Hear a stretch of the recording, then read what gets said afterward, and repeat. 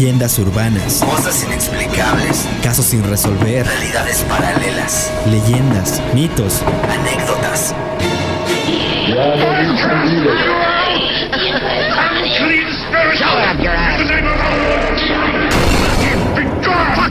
Un espacio abierto a todas esas cosas que te han quitado el sueño en más de una noche. Súbete al Tren del Misterio.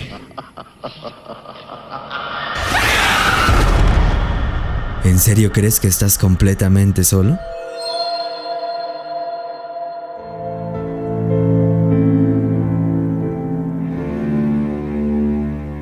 Bienvenidos al Tren del Misterio, pasajeros. Como cada sábado, tenemos preparado para todos ustedes un programa que raya en el misterio y el terror. Así que, pónganse cómodos. Mi nombre es Maite Guzmán y voy a guiarte en este viaje. Espero que lo disfrutes. Si les parece, iniciemos este viaje en el tiempo. En el Tren del Misterio podemos hacerlo. Trasladarnos a ciertos puntos concretos de la historia. A lugares, por ejemplo, donde la marca de una bestia sigue muy presente. Les hablo de Gévaudan, una de las zonas más escondidas de toda Francia. Y sobre todo, a raíz de los ataques de un sanguinario animal que acabó con aproximadamente 200 personas. Y además, todo en torno a ella fue un fabuloso enigma. Un código que todavía no se ha resuelto del todo. ¿Qué clase de criatura era la que atacó a Gévaudan? ¿Qué se escondía detrás de la bestia de Gévaudan? Un ser bastante violento que no tenía ningún tipo de interés en los animales domésticos. Su dieta principal se componía principalmente de carne humana. El 30 de junio de 1764, la joven aldeana Jeanne Boulet, de 14 años, salía de su humilde casa en la región central de Francia, conocida como Gévaudan. Este fue el primer caso registrado. Apenas tuvo tiempo de reaccionar ante aquella cosa que con sus enormes dientes se lanzó contra su cuerpo. Al día siguiente, un grupo de campesinos encontró su cadáver destrozado. El ser que la atacó le había devorado prácticamente las entrañas y le había extraído el hígado por un costado. Entre 1764 y 1767, la llamada bestia de Gévaudan mató a más de 200 personas y dejó casi el doble de lisiados. El temor y el pánico cundieron entre pastores y granjeros de la comunidad. En algunos casos, las víctimas aparecían brutalmente decapitadas o partidas por la mitad, mostrando la fuerza y violencia salvaje de la potente mandíbula de aquella cosa a quienes algunos identificaron como un lobo. Un lobo de dimensiones descomunantes, como ningún otro. Los ataques continuaron sin que se pudieran encontrar y exterminar a la bestia. Por este motivo, la gente de Gévaudan clamó ayuda a 4 compañías de caballería, los dragones de la corona. Pero el capitán Duhamel y sus hombres, después de varios meses, no lograron capturar a la bestia. Siempre acudían tarde al lugar de los sucesos, cuando la víctima ya había sido devorada. El pánico era tal que los sacerdotes empezaron a llamar a las personas para decirles que era el mismísimo demonio que se había manifestado en forma de bestia contra las mujeres propensas a los deleites carnales. Sin embargo, es curioso, porque la bestia atacaba a las campesinas, no a jóvenes nobles que eran las que se arreglaban y las que supuestamente estaban en el punto de mira de ser un objeto de deseo. El lobo no podía ser responsable de estos asesinatos. No es habitual que los lobos ataquen a los hombres. Casi siempre tienen un comportamiento curioso, pero no agresivo. En la mayoría de los casos huyen de los hombres. Suelen ser desconfiados. Por eso es frecuente que los cacen, que los persigan. No representan mayor peligro. Ellos tienen más miedo de los hombres que nosotros de ellos. Además, los testimonios de los pocos supervivientes afirman que nada tenía que ver con las dimensiones normales de un lobo. Era muy diferente a cualquier cosa que hubieran visto. Era una bestia enorme, con color rojizo en su pelo. Tenía una línea negra que iba desde el cuello hasta la cola y una gran cresta de pelo negro. La cola muy larga y fuerte, mientras que sus fauces eran enormes, afiladas y punzantes. El estudio de las huellas parecía anunciar que la bestia pesaba alrededor de 100 kilos. Y la rumorología popular acabó acusando a los forasteros de haber creado una bestia en cautiverio en uno de sus circos a la que embrujaron y soltaron para generar terror. Algo así como un tigrón, una mezcla entre tigre y león, lo cual era absolutamente retorcido, ya que en la naturaleza no existe el tigrón. Tan solo en los parques zoológicos o donde el hombre reúne a estas dos especies y las orilla a reproducirse. ¿Qué diablos era realmente aquella criatura? ¿Por qué tenía una fuerza sobrenatural y ansia por matar a seres humanos? ¿Había un ser humano dirigiendo sus ataques? A estas alturas, cualquier teoría parecía ser aceptada por todos ante la incógnita de lo que estaba sucediendo. Se llegó a decir que se trataba de una especie de hombre lobo, el llamado Loup-garou, que era considerado el resultado de un pacto de un brujo que había hecho con el diablo para lograr la invulnerabilidad y disponer del don de estar presente en todas partes, el don de la ubicuidad. Sin embargo, la iglesia decía que había sido Dios el que había enviado a la bestia para atacar una región llena de pecados. Y en el verano de 1764, la bestia de Gévaudan mató a 2 niñas de 15 y 12 años y otros 2 niños de la misma edad, al igual que una mujer de 36 años. Misteriosamente, los ataques de la bestia parecían encaminados hacia un grupo determinado de personas. Atacaba siempre a gente joven y vulnerable, niños y mujeres. A veces, en un mismo día, se realizaban varios ataques.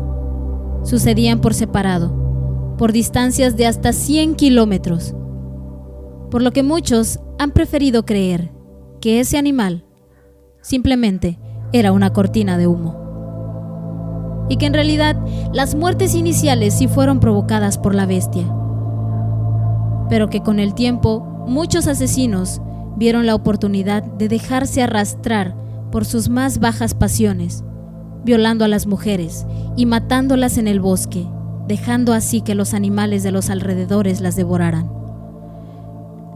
ya que algunas de las víctimas en los informes levantados presentaban signos de violación. Es posible que se tratara de un psicópata, un asesino en serie que para protegerse rematara sus fechorías empleando una criatura adiestrada, tal vez un híbrido entre lobo y alguna otra especie. Esta teoría es tan escalofriante que para que pudiera ser aceptada, solo podía suponerse que los asesinatos se llevaron a cabo por varias personas de una sociedad secreta, que se trataba de alguna secta de brujos que actuaban sobre los preceptos de un ritual. Los asesinatos simultáneos se llevaron a cabo el 21 de junio de 1765, fecha del solsticio de verano y día de celebración de brujos y brujas. Se especuló tanto al respecto que ya era un tanto difícil diferenciar la realidad de las invenciones del pánico. Algunos testigos describieron a la bestia rondando, caminando sobre 2 patas. En Gévaudan se refugió aquel animal durante muchos meses, hasta que se le apareció un intrépido cazador llamado Jean Chastel. Jean Chastel fue a la iglesia de la localidad y le pidió al sacerdote que bendijese una bala de plata que había obtenido de fundir unas medallitas de la Virgen. Asimismo, se encomendó a la Virgen de la iglesia y mientras leía unas letanías en el bosque, se encontró de frente con la bestia y disparó esa bala de plata que acabó con la vida del supuesto monstruo. Algunas crónicas señalan que el animal era un canino deforme y descomunal, y cuando llegó a Versalles, a la corte del rey Luis XV, era una masa putrefacta. Su esqueleto fue donado al Museo de Ciencias Naturales de París, pero se perdió definitivamente tras un incendio provocado por una rebelión popular en 1830. Así ardieron para siempre los restos que hoy nos hubieran dado la respuesta para conocer el origen de la terrible bestia de Gévaudan, y hubiésemos podido esclarecer qué fue lo que atacó aquella comunidad. Pasajeros, estamos iniciando nuestro viaje. Es momento de ir a una pausa. No se bajen del tren. Ya volvemos. El tren del misterio hará una breve escala. Ya volvemos.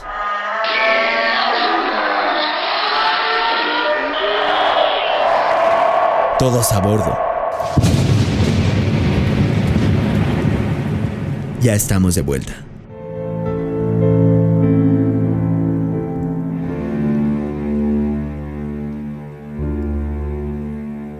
Estamos de vuelta, pasajeros. Aún nos queda bastante programa. No se bajen del tren. Quiero continuar este viaje recordándote que existen muchos misterios, casos sin resolver y anécdotas que a primera impresión pudieran parecer experiencias fuera de lo que conocemos como normal. Nuestro trabajo es contarte lo que pasa. Tu trabajo es escuchar y formular tus propias conclusiones. Y justamente pasa que dentro de los muchos casos de misterio que rodean al mundo, un gran número tienen que ver con la medicina.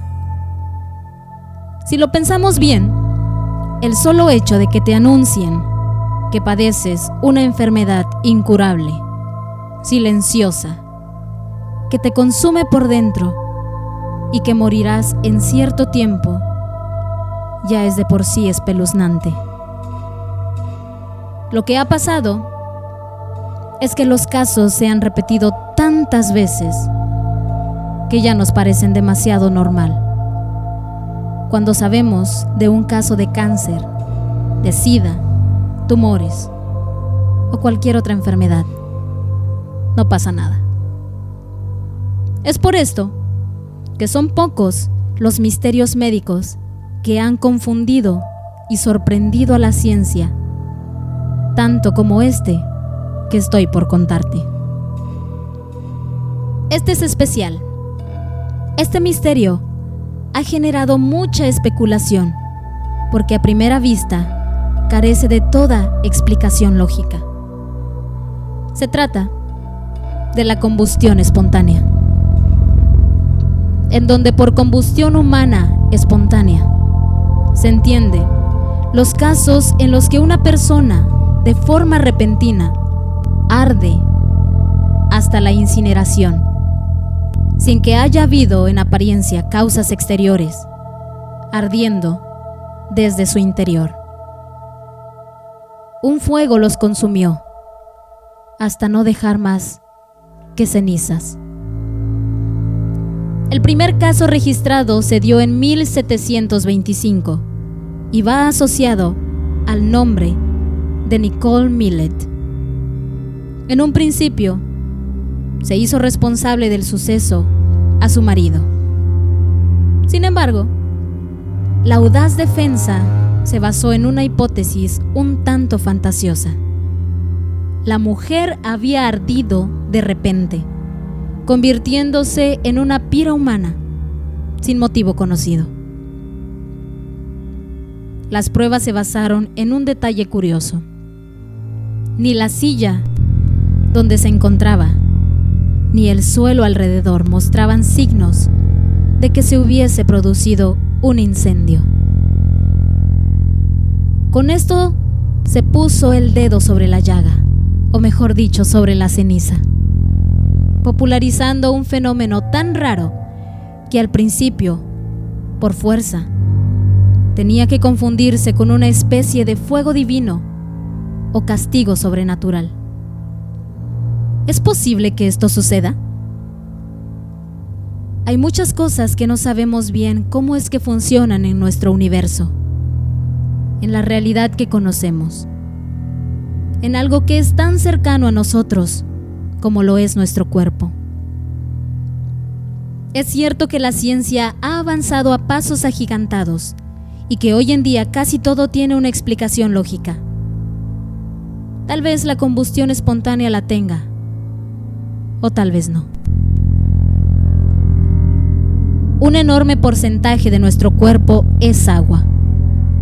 No hay combinaciones químicas de ningún tipo, ni nuestro cuerpo puede encontrarse en una situación en la que arda espontáneamente, de repente, de la nada.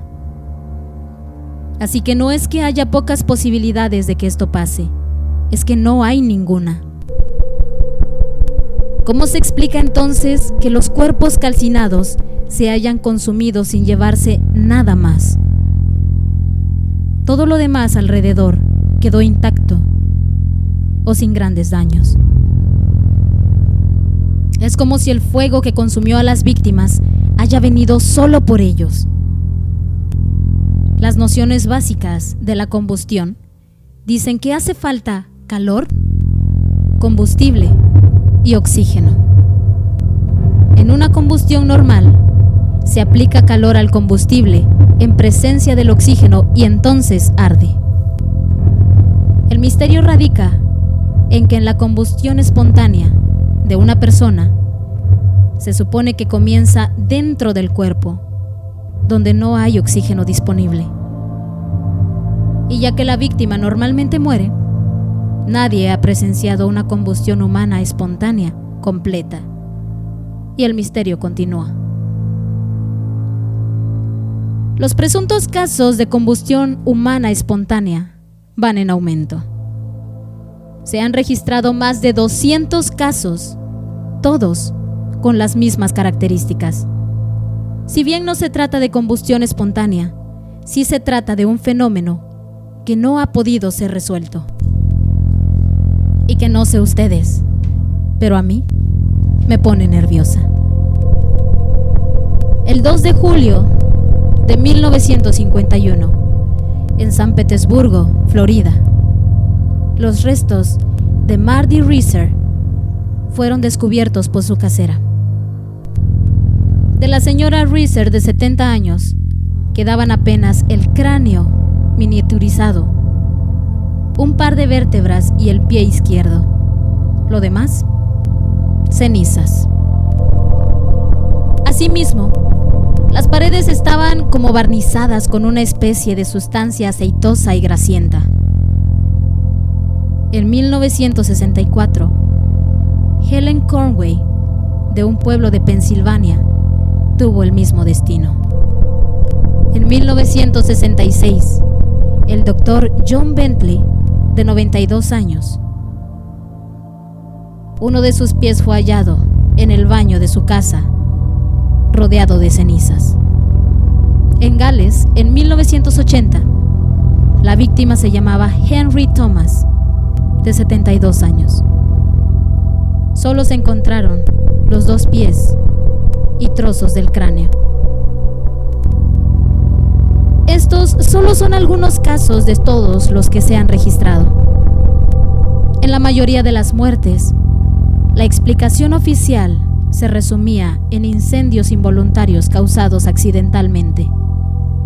Por ejemplo, mediante cigarrillos no apagados correctamente, y que las víctimas fueran de edad avanzada, por consiguiente, más sujetas a descuidos y menos capaces de reacción. Esto parecía corroborar la teoría. Sin embargo, hay un grandísimo pero que no encaja. Quemar un cuerpo de modo que se vea convertido en cenizas no es tan sencillo. Efectivamente, se necesitan los rigores del mismo infierno para que los huesos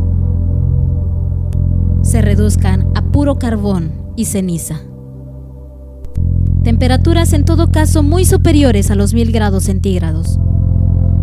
¿De qué manera una colilla caída sobre un tejido podría convertirse en semejante fuego?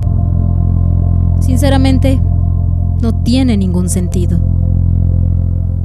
Y aunque muchos documentales, sobre todo de canales pseudocientíficos como Discovery Channel y Nat Geo, han tratado de avalar la teoría de los descuidos con colillas de cigarro, lo cierto es que tampoco se ofrecen pruebas definitivas y solo acrecientan el misterio y la especulación sobre cómo y por qué una persona ardería espontáneamente hasta convertirse literalmente en cenizas, como si la hubiesen desintegrado.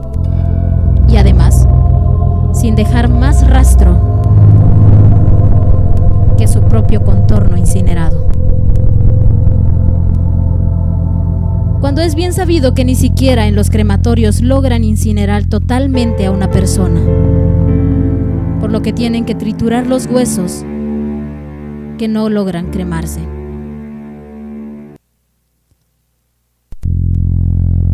¿Existe la combustión espontánea? Es posible de algún modo, saltando todas las leyes físicas y químicas que conocemos, de consumirnos en un fuego tan intenso que nos reduzca a cenizas, del que no podamos escapar y al que solo le interese consumir nuestro cuerpo. Sin duda, la sola posibilidad nos estremece. Imagina que en algún momento tú pudieras tener este destino. Que en algún momento encontraran tu cadáver reducido a cenizas en tu habitación. Lo frustrante que debe ser para las familias de estas personas no saber qué fue lo que se llevó a sus familiares.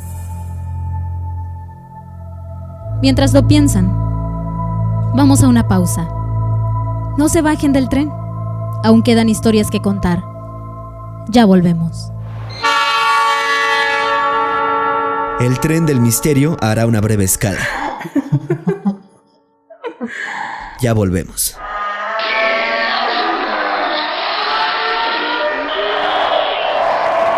Todos a bordo. Ya estamos de vuelta.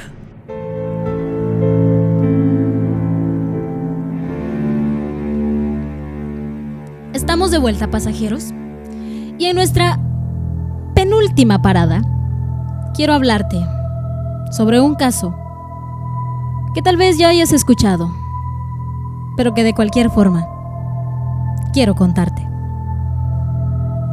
El exorcista de William Friedkin, de 1973, es una película de culto considerada como la precursora de las películas de terror actuales.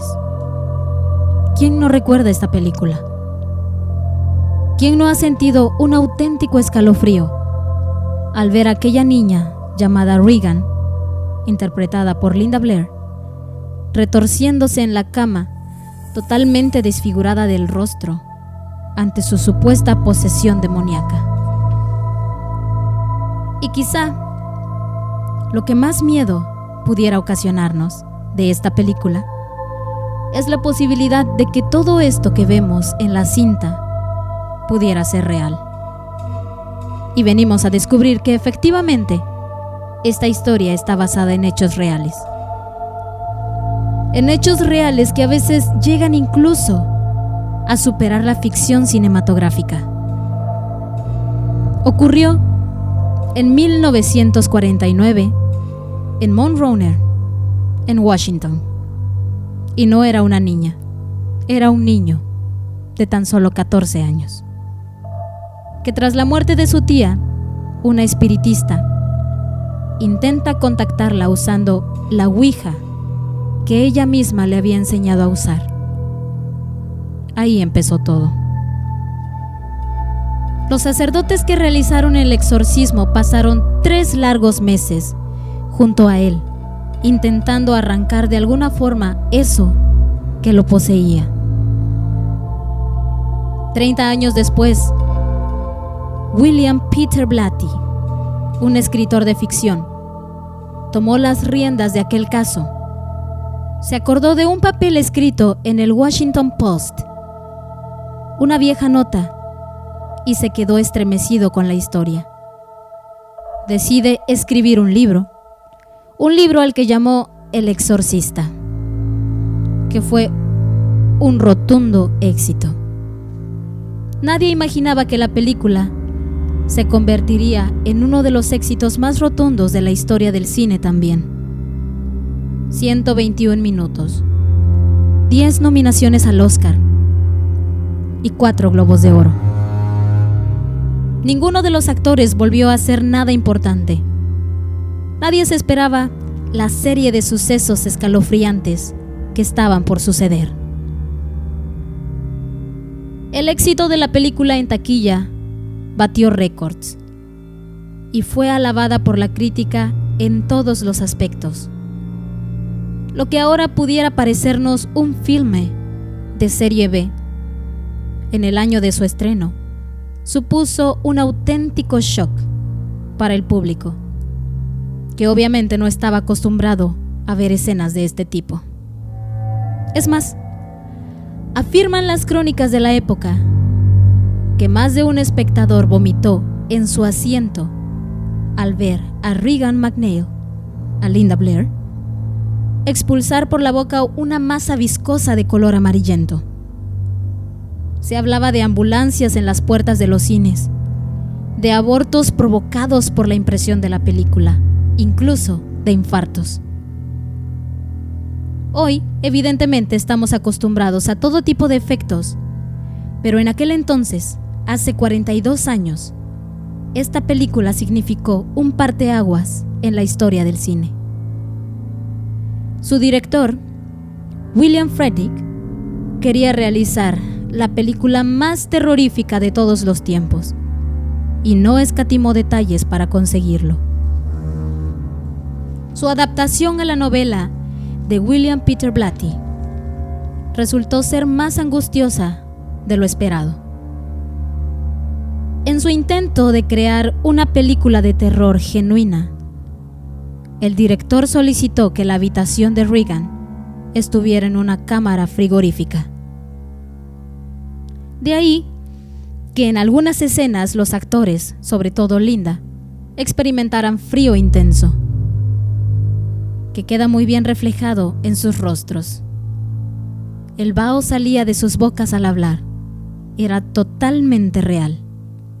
Por otra parte, para darle más intensidad al rodaje, el director no dudó en pedirle a Linda Blair que abofeteara de verdad a Ellen Burstyn, la actriz que interpretó a la madre, para que le doliera de verdad y su reacción fuese natural y creíble. Fredrick se decidió a asustar al reparto para que las escenas salieran lo más naturales y creíbles posible, tirando disparos antes de rodar alguna de las escenas. Sin embargo, lo que se contó tras el estreno es que no hacía falta que el director los asustara. Ya de por sí pasaban sucesos escalofriantes. Sucedió una serie de desgracias. Cuando se inició el rodaje de la película, el primer día fallecieron 3 personas. El abuelo de Linda Blair, el hermano de Max von Sydow, el padre Merrin, y el hijo de un solo día de vida del regidor. Todas las muertes sucedieron a la misma hora. Incluso William Peter Blatty, quien escribió la obra, enfermó de gravedad al escribir el libro. Y por si esto fuera poco, el estudio de la Warner se incendió 3 veces. Y dicen que se registraron ruidos y voces extrañas en las grabaciones de los audios durante el rodaje. Después de esto, se recurrió a la bendición del set, buscando a Thomas Birmingham, un sacerdote. Posteriormente, sucedieron una serie de extrañas muertes, añadidas a las del primer día del rodaje. El vigilante de los estudios, el actor Mac Groman, que interpretaba a Brooke Deggins y en la película era asesinado a manos del demonio, el que se avienta por la ventana y se rompe el cuello. En la vida real falleció por un infarto y hubo que cambiar las tomas para justificar que el actor no siguiera en la historia. También el hijo de Jason Miller, el padre Karras, muere atropellado por una moto, decapitándolo.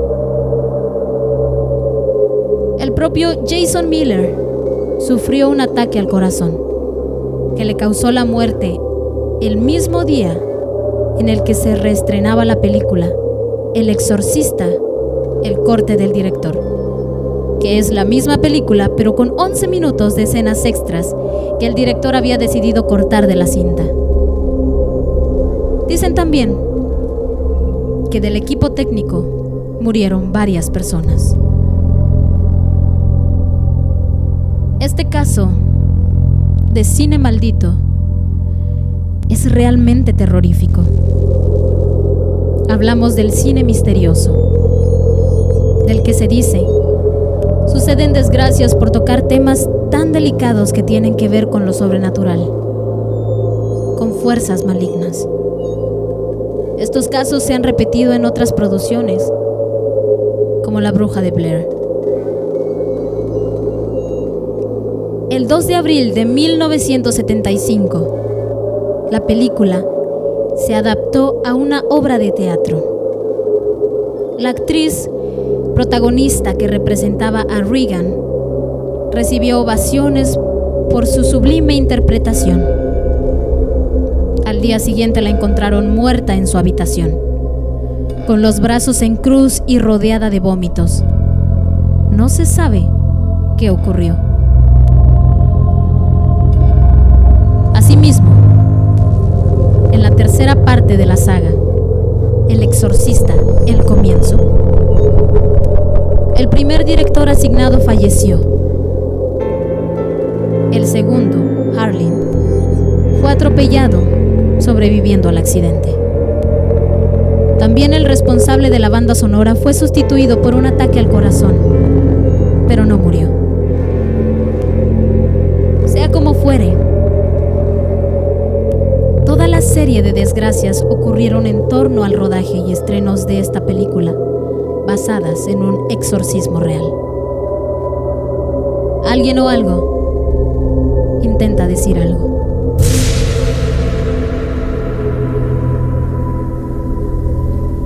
Creo que no hace falta decir que para hablar de estas cosas hay que pensarlo 2 veces. Pasajeros, vamos a otra pausa. Disfruten de la música. Ya volvemos. El tren del misterio hará una breve escala. Ya volvemos.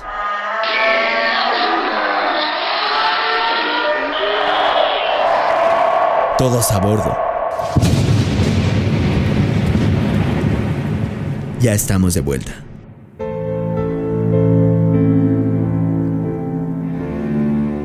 Pasajeros, el tren del misterio ha llegado a su última parada por esta noche.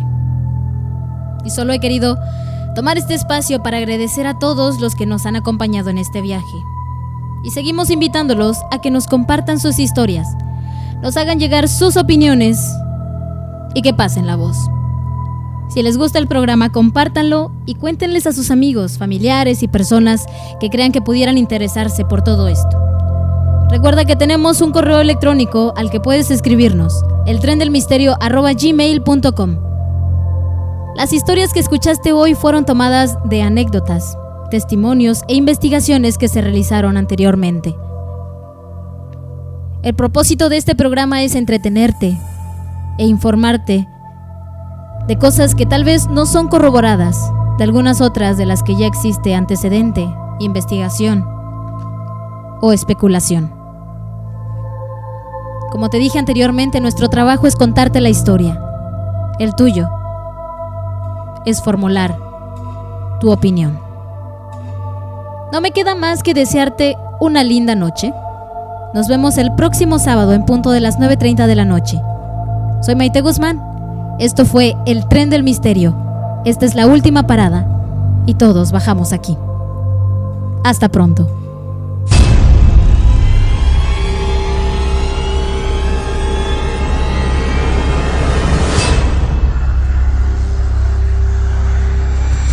Hemos llegado a la última parada. El tren del misterio tiene un lugar para ti cada sábado, punto de las 9 de la noche.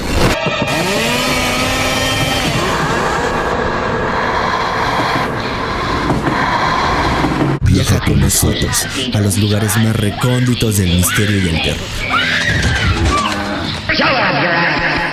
No mires atrás.